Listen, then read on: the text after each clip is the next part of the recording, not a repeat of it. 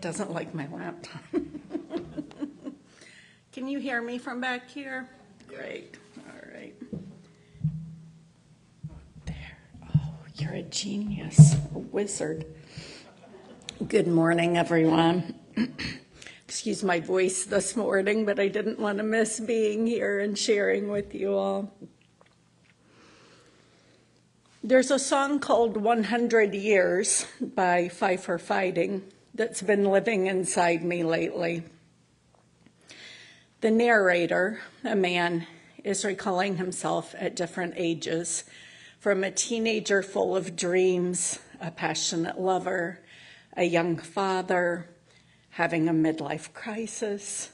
Then half time goes by. Suddenly you're wise. Another blink of an eye, 67 is gone.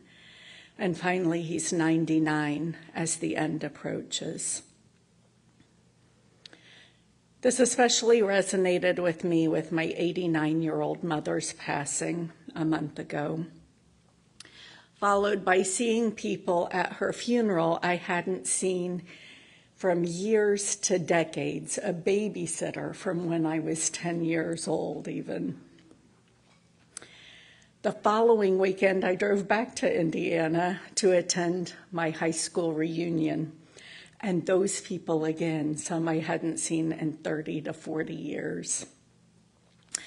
I could still see our teenage faces peeking out from people who now have grandparent age bodies.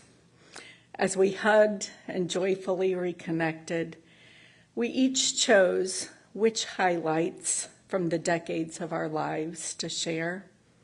Partnerships, children, some grandchildren, jobs, where we'd lived, people we'd lost, etc.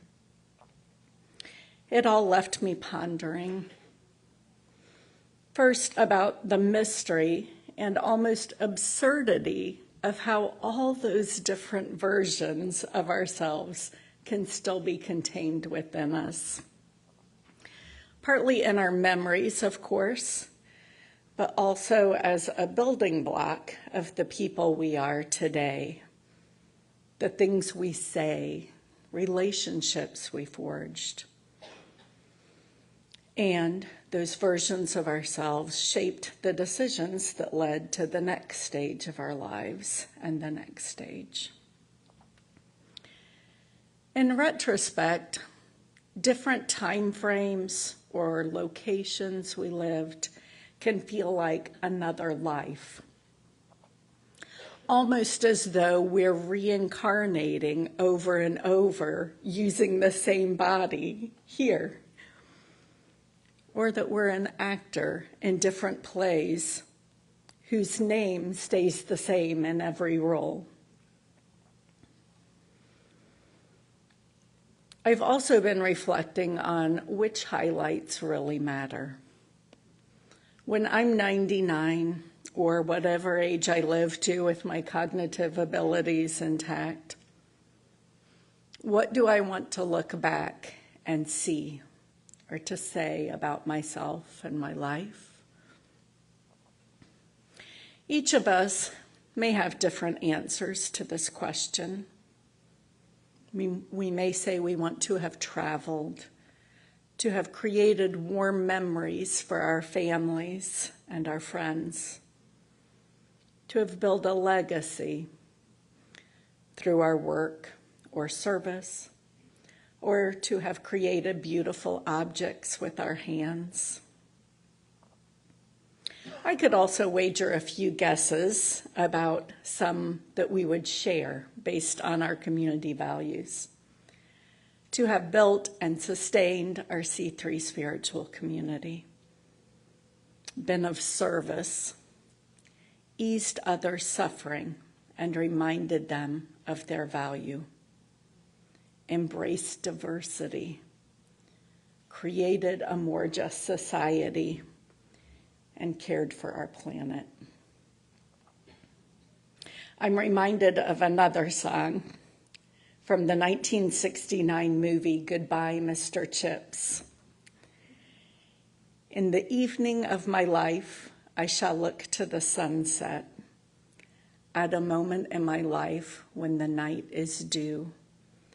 And the question I shall ask, only I can answer, was I brave and strong and true?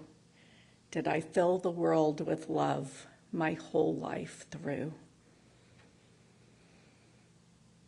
It takes clarity to be intentional about our lives, to formulate a clear vision of what we want, to see the quest to which will be true.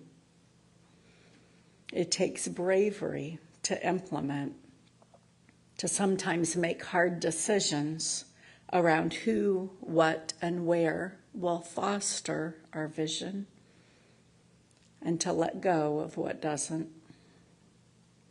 And it takes strength to do the work, to be in the trenches, to stay the course, especially when we're tired or discouraged. But whatever we do, if we do it with love,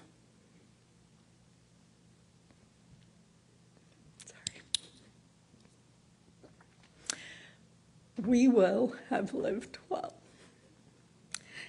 And in the end, that is what people remember about us.